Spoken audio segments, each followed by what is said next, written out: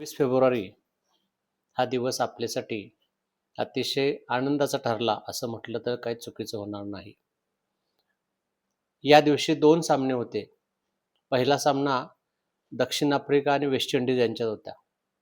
विंडीजचे रांगडे गडी आणि त्यांची असणारी प्रचंड ताकद, नैसर्गिक गुणवत्ता, पण या गुणवत्तेला शिस्त नाही, एवढीच एक गोष्ट होती.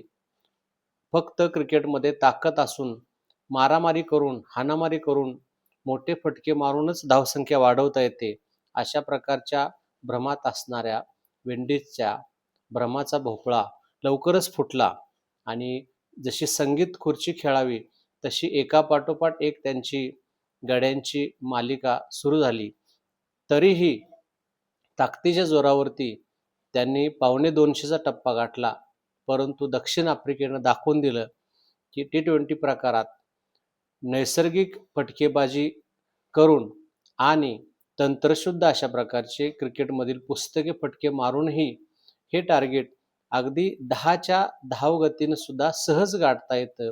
हा मार्कम सारखा तंत्रशुद्ध आणि खरं तर शास्त्रीय प्रकारात फलंदाजी करणाराही खेळाडू हे टार्गेट करताना त्याची कुठेही दमछाक होत नाही. यावरूनच या खेळामध्ये अशा प्रकारचं क्रिकेटही चालतं, हेच दक्षिण आफ्रिकेनं आज दाखवून दिलं. नैसर्गिक गुणवत्ता असतानाही विंडीजच्या खेळाडूंनी धसमुसळेपणानं खेळ केला आणि हा सामना त्यांनी गमावला. झिम्बाब्वे विरुद्ध त्यांनी निव्वळ मसल पॉवरच्या जोरावरती मिळालेला विजय, त्यांच्या मसल पॉवरचा हा फुगा दक्षिण आफ्रिकेनं आज सहज फोडला. त्यामुळे पहिल्या सामन्यात दक्षिण आफ्रिकेनं विजय मिळवल्यानंतर आपल्या गोटात आनंदाचं वातावरण झालं आणि त्यानंतर मग आपला आणि झिम्बाब्वेचा हा महत्त्वाचा सामना सुरू झाला. झिम्बाब्वेने नाणेफेक जिंकली आणि आपणाला फलंदाजी दिली.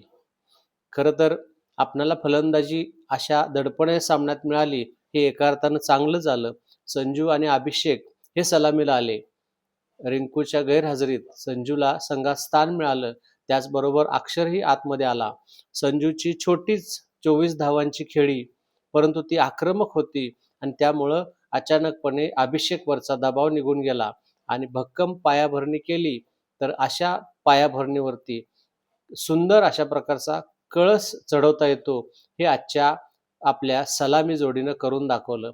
कधी नव्हे ते संजूच्या छोट्याशा खेळीनं अभिषेकमध्ये आत्मविश्वास आला आणि मग अभिषेक सुद्धा आपल्या पूर्वीच्या लयीत येताना दिसला.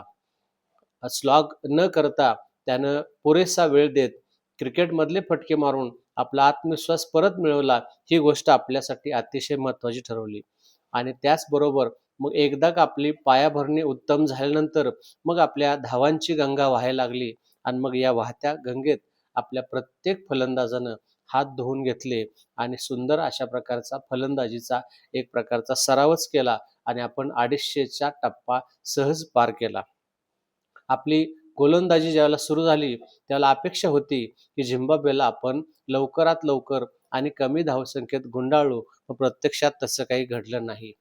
टिच्चून मारा करताना आपले काही जण दिसले, परंतु दुबेची गोलंदाजी आणि वरूनचा फॉर्म या 2 गोष्टीची चिंता आहेच. जरी आपण हा सामना 70 पेक्षाही जास्त धावांनी जिंकला असला तरीही महत्त्वाच्या सामन्यामध्ये दुबे नेमकं आज कुठल्या प्रकारची गोलंदाजी करत होता आणि त्याचं नेमकं काय चाललं होतं हे कळायला मार्ग नव्हता. खरं तर बुमराचं एक षटक शिल्लक होतं. त्याचबरोबर अगदी पांड्यानं सुद्धा आणखीन एखादं षटक त्यात टाकलं असतं तरी चाललं असतं. परंतु आपण दुबेला वापरला आणि त्याचा गोलंदाजीवरती त्यानं वाईड आणि नो बॉलचा भरमसाठ अशा प्रकारचा मारा आणि स्वैर मारा केला आणि त्यामुळं झिम्बाब्वेची धावसंख्या फुगत गेली. खरं तर आपणाला आपला नेट रन रेट प्लसमध्ये नेण्याची संधी होती, ती आपण थोडक्यात गमावली आणि अजूनही आपण मायनसमध्ये आहे. खरं तर नेट रन रेटचा काहीही संबंध येणार नाही. जर आपण पुढचा आपला विंडीज बरोबरचा सामना आपण जिंकला तर नेट रन रेटचा कुठेही संबंध येत नाही.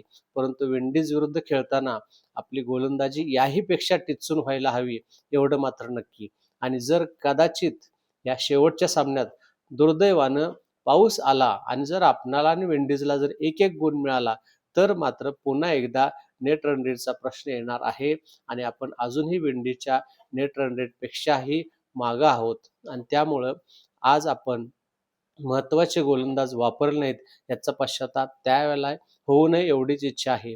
परंतु सामना झाला तर आपणाला जिंकण्याशिवाय दुसरा कुठलाही पर्याय राहत नाही. म्हणजे सेमीफायनलमध्ये जाण्यासाठी आपलं फक्त आता एक पाऊल राहिले. बघूया या शेवटच्या सामन्यामध्ये विंडीजवरती आपण विजय मिळवून आणि सोबत दक्षिण आफ्रिकेबरोबर आपल्या गटातून आपण सेमीफायनलमध्ये पोहोचतो का ते.